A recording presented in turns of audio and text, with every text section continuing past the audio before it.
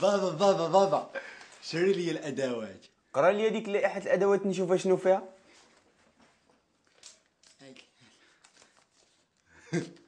كانت مقلوبة.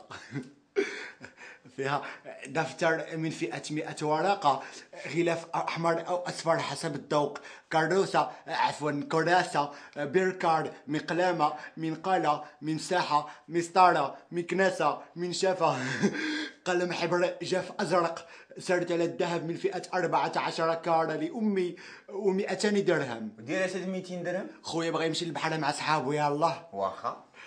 واخيرا الالبوم الاخير للفنان المعروف والشهير رضا الطلياني وجوا.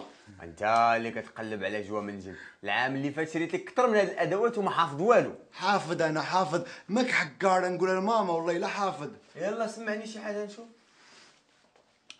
أيها الغادي إلى العلوى تعال أوصيك بعد إذا لحقت سلم، فإن العلوى لا تتكلم.